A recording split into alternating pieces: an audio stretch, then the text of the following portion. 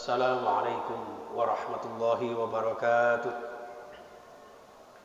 Alhamdulillahilladzi allafa baina qulubil mu'minin. Wassalatu wassalamu ala nabiyyina Muhammadin sallallahu alaihi wasallam wa ala alihi wa ashabihi ajma'in. Wa la hawla wa la quwwata illa billahil aliyyil azim. Rabbi shrah li sadri wa yassir li amri wa hlul 'uqdatam min lisani yafqahu qawli. Amin ya rabbal alamin. Amma ba'du.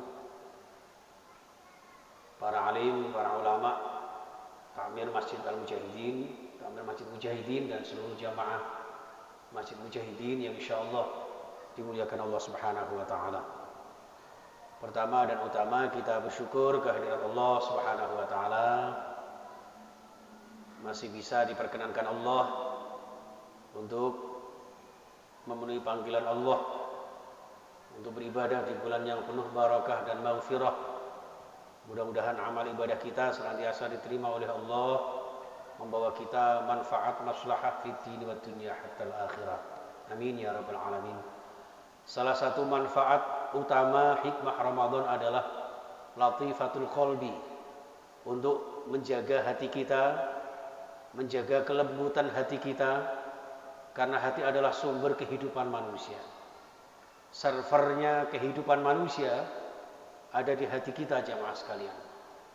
Sebagaimana di dalam hadis riwayat Bukhari dan Muslim, ala inna fil jasadi mudghah idza saluhal jasadu kulluh wa idza fasadal jasadu kulluh atau kama qala. Bahwa di dalam diri manusia ini ada segumpal darah. Ada ulama yang menafsirkan segumpal daging. Idza saluhal jasadu kulluh. Apabila segumpal daging atau darah ini baik, maka akan berimbas kemaslahatan dan kebaikan di dalam seluruh amaliyah anggota badan yang lain. Begitupun sebaliknya. Untuk itu jamaah sekalian rahimakumullah, saat yang tepat, momen yang tidak boleh terlewat walaupun sesaat, agar di bulan yang pahala berlipat ini kita menjaga hati kita. Karena bagaimanapun juga Ramadan ini menggodok kita, mentarbiyah kita, membimbing hati kita agar menjadi hati yang menjadi sumber kemaslahatan di dalam segala gerak langkah, perkataan, perbuatan, bahkan hati dan perasaan kita. Untuk itu jamaah sekalian rahimakumullah, indikasi bahwa di dalam Ramadan ini ada dimensi-dimensi menjaga hati kita adalah antara lain, Ramadan ini mengajak kita untuk memperbanyak zikrullah. Fadhkuruni adzkurkum washkuruli wala takfurun. Fadhkurullaha dzikran katsira. Perbanyak zikir kepada Allah Subhanahu wa taala, dan konsumsi zikir inilah sebagai asupan terindah, asupan terbaik untuk menjaga hati kita. Maka di dalam surah Ar-Ra'd ayat 28, ya, bahwasanya alladzina amanu wa tatma'innu qulubuhum bidzikrillah. Orang beriman itu ya konsekuensinya atau identiknya adalah ketika merasa tenang, tentram, bahagia dengan zikrullah. Ya. Maka termasuk kula jenengan dipanggil Allah, ya ayyuhalladzina amanu kutiba alaikumus syiyam. Syiyam yang diwajibkan kepada kita ini, ya, salah satunya adalah mengajak kita sebagai orang beriman ini menjaga hati kita dengan perbanyak zikrullah. Kenapa? Karena ala bidzikrillahi tatma'innul qulub. Hanya dengan zikrullah lah yang membuat hati kita menjadi tentram. Orang beriman tidak ada cara lain untuk menenteramkan hatinya kecuali dengan selalu ingat kepada Allah. Setiap ruang dan waktu yang kita lewati, indera yang kita nikmati, rizki Allah yang kita konsumsi, semuanya mengarah kepada kemudian ingat kepada Allah Subhanahu wa taala. Maka setelah ingat kepada Allah Subhanahu wa taala, washkuruli wala takfurun, jangan kemudian kita mengkufuri nikmat Allah. Bersyukurlah kepada Allah Subhanahu wa taala. Dan kita ingat jamaah sekalian, la in syakartum la azidannakum, Ibrahim ayat 7. Dan dengan bersyukur itulah yang Allah kemudian akan menambahkan keberkahan rizki nikmat yang telah diberikan Allah kepada kita. Bukan rizki yang membuat kita bahagia, tapi bersyukurlah yang membuat kemudian kita bahagia. Bukan menunggu bahagia baru kita bersyukur, tapi bersyukurlah kemudian akan ditambah nikmat berupa kebahagiaan. Inilah jamaah sekalian, dan itulah cara-cara menjaga hati kita. Yang kedua jamaah sekalian, yaitu menjaga, mengelola, mengkoordinir dan memanage nafsu kita. Ingat, nafsu ini karena ada beberapa macam nafsu jamaah sekalian, tidak kita matikan, tidak kita bunuh, melainkan kita manage sebaik-baiknya. Bagaimana agar nafsu ini menjadi nafsul mutmainnah, menjadi nafsul mutmainnah yang kemudian akan kembali kepada Allah, ditentramkan oleh Allah, karena senantiasa hatinya selalu disetir oleh nafsu yang mutmainnah ini. Jamaah sekalian rahimakumullah, maka di dalam akhir surah Al-Fajr ya, ayat ke-27 sampai 30, ayat yang sangat populer ya jamaah ya, sangat viral mungkin ya, yaitu ya ayyatuhan nafsul mutmainnah, wahai nafsul mutmainnah. Nafsul mutmainnah itu ya nafsu yang hasil daripada alladzina amanu wa tatma'innu qulubuhum bidzikrillah. Jadi setelah zikrullah ini kemudian menjaga hati, maka hatinya menjadi tenang. Kenapa tenang? Karena di situ ada nafsul mutmainnah. Nafsul mutmainnah adalah irji'i ila rabbiki radiyatan mardiyah, yang selalu mengembalikan segala urusannya, gerak-gerik langkahnya kepada Allah Subhanahu wa taala. Maka radiyatan mardiyah, ridha terhadap segala takdir Allah yang kemudian diridhoi oleh Allah Subhanahu. Maka fadkhuli fi ibadi, itulah karakter orang yang digolongkan sebagai hamba Allah yang sejati. Maka wadkhuli jannati, berhak untuk mendapatkan kebahagiaan hakiki di dunia, bahkan sampai surga yang hakiki di akhirat nanti. Inilah jamaah sekalian rahimakumullah. Yang ketiga, yaitu falyakul khairan aw liyasmut, dalam sebuah hadis riwayat Imam At-Tirmizi. Jadi kita ini kadang-kadang ada yang lisanul maqal, ada yang lisanul qalam, ya, dengan lisan berupa lidah-lidah kita ini, ya, kadang-kadang lost, ya, kalau sudah ngomong itu kadang-kadang ngapunten, ya, lupa halal haram, lupa sesuatu ini kira-kira bermanfaat apa tidak. Padahal di dalam surah Al-Mu'min disebutkan qad aflahal mu'minun alladzina hum fi shalatihim khasyun walladzina hum 'anil lagwi mu'ridun. Orang yang berpaling, orang yang menjauhkan dirinya dari perkataan-perkataan yang tidak berguna, dari hal-hal yang tidak bermanfaat, untuk membawa diri kita, mengajak dan menjaga hati kita menjadi hati yang senantiasa mutmainnah di sisi Allah Subhanahu wa taala. Inilah jamaah sekalian rahimakumullah. Maka di dalam hal ini berkatalah yang baik, man kana yu'minu billah wal yaumil akhir falyakul khairan aw liyasmut.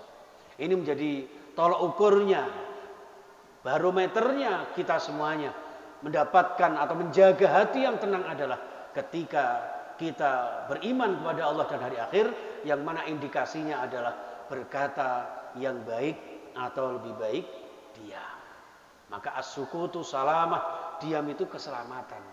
Hafidhil lisan adalah bagian dari orang-orang yang dirindukan surga di sisi Allah Subhanahu wa taala, karena bisa menjaga lisannya, tidak ada perkataan kecuali yang mengandung kemanfaatan dan kemaslahatan.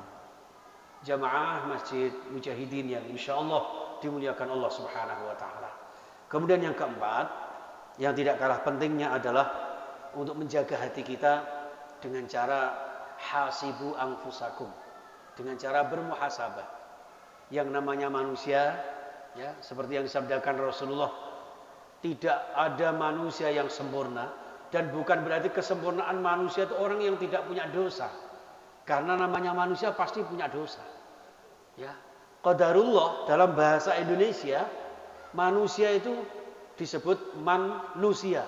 Dua suku kata jemaah. Man itu orang, nusia yang gampang terlupakan. Dalam satu makalah disebutkan al-insan mahal khata' wan nisyan. Manusia itu tempatnya kesalahan dan kealpaan. Berarti tidak ada manusia yang sempurna, tidak ada manusia yang hidup tanpa dosa, tapi sebaik-baik manusia kata Rasulullah adalah yang ingat dosanya kemudian bertaubat kepada Allah Subhanahu wa taala. Setiap kula jenengan mulai dari bangun tidur bahkan sampai tidur lagi, muhasabah. Kira-kira hari ini apa yang kita lakukan untuk kebaikan-kebaikan kita? Yang kemarin kira-kira apa kesalahan, kemaksiatan yang pernah kita lakukan? Maka Rasulullah bersabda, "Man kana yaumuhu khairan min amsihi fahuwa rabih." Orang yang hari ini lebih baik daripada kemarin, hasil dari introspeksi diri itu, itulah orang yang beruntung. Jamaah rahimakumullah, maka hisablah diri kita sebelum kita dihisab oleh Allah Subhanahu wa taala di hari kiamat yang akan datang. Dengan menghisab diri kita, maka hati kita akan terjaga dari perbuatan-perbuatan, dari perasaan-perasaan, dari nurani-nurani yang akan menghalangi kita untuk tentram di hadapan Allah Subhanahu wa taala. Kenapa? Karena hati adalah al-qalbu.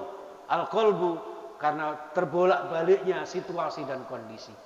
Kadang-kadang hati manusia ini terbawa oleh situasi, kondisi dan domisili serta emosi yang barangkali mempengaruhi. Ngapunten, kita kadang-kadang malam Jumat ibadahnya begitu semangat. Tapi begitu malam Ahad kadang-kadang perbanyak maksiat. Nauzubillah. Ini jemaah sekalian rahimakumullah. Maka gunanya kita bermuhasabah agar hati kita selalu dinamis dan stabil ya di dalam bimbingan Allah Subhanahu wa taala. Jemaah sekalian yang saya hormati rahimakumullah, yang terakhir di antara sekian dari kiat-kiat menjaga hati kita yaitu dengan cara kita maaf dan memaafkan. Ya, memaafkan orang lain yang bersalah kepada kita dan kita pun segera minta maaf kepada orang lain yang mungkin kita pernah bersalah kepada orang itu.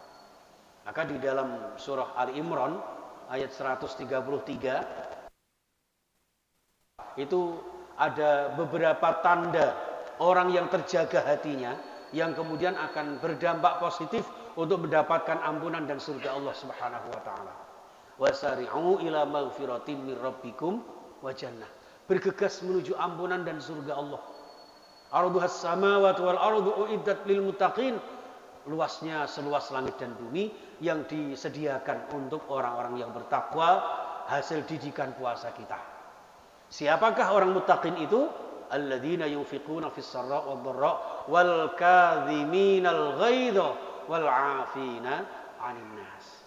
Orang yang senantiasa berinfak di jalan Allah dalam keadaan lapang maupun sempit. Bahkan ada satu sedekah yang tidak berupa materi, yaitu dengan kata-kata yang indah, kata-kata yang menyejukkan orang lain, kata-kata yang tidak menyakiti sesama kita. Kemudian wal kadhiminal ghaidha, menahan emosional, menahan marah. Dan ternyata itu juga ada di dalam satu hadis. Ketika kita bahkan diajak bertengkar dalam keadaan berpuasa, katakanlah inni shaim. Ini menggambarkan bahwa didikan Ramadan kita, al-imsak adalah bagaimana kita termasuk menjaga hati kita dengan wal kadhiminal ghaidha, menahan nafsu ammarah kita. Wal 'afina 'anil nas, kemudian saling memaafkan dengan sesama manusia. Nah, disitulah kemudian wallahu yuhibbul muhsinin ditutup dengan kalimat yang begitu indah. Allah sangat menyukai orang yang berbuat ihsan. Sering saya sampaikan jamaah sekalian, ihsan ini maknanya ada dua dimensi. Dimensi pertama adalah anta'budallah ka'annaka tarahu fa illam takun tarahu fa innahu yarak. Jadi orang yang berbuat ihsan itu adalah seakan-akan di dalam beribadah, beraktivitas, beramaliyah sehari-hari itu menyaksikan Allah. Kalau toh tidak sempat hati kita bawa untuk menyaksikan Allah Subhanahu wa taala, mungkin belum sampai ke arah itu, maka fa illam takun tarahu fa innahu yarak. Kalau memang kita tidak bisa menyaksikan Allah dalam segala aktivitas kita, yakin saja bahwa setiap amaliyah kita disaksikan Allah Subhanahu wa taala. Ada waskat pengawasan yang melekat. Waskat ada pengawasan dari Allah yang mengutus malaikat. Raqib dan atid yang selalu mengiringi kita. Sehingga hati kita selalu terjaga. Wallahu yuhibbul muhsinin. Yang kedua jamaah sekalian, dalam pengertian dimensi bahwa al-ihsan adalah selalu berbuat satu kebaikan. Ahsana yuhsinu ihsan. Tidak ada ungkapan kecuali kata-kata yang baik. Tidak ada satu perbuatan kecuali amaliyah-amaliyah yang mengandung kemaslahatan dan kebaikan antar sesama kita. Dan disinilah jamaah sekalian, maka selalu dalam Islam ini diajak kita menjadi orang-orang yang dengan hati kita yang selalu kita jaga dari penyakit-penyakitnya, maka kemudian akan menjadi orang-orang yang soleh secara ritual dan insya Allah juga soleh secara sosial. Insya Allah dengan kita berusaha secara maksimal, beribadah secara optimal, dibingkai dengan tawakal secara total, insya Allah membawa kita hidup bahagia dunia dan akhirat kita, maslahah fid din wad dunya wal akhirah. Amin ya rabbal alamin.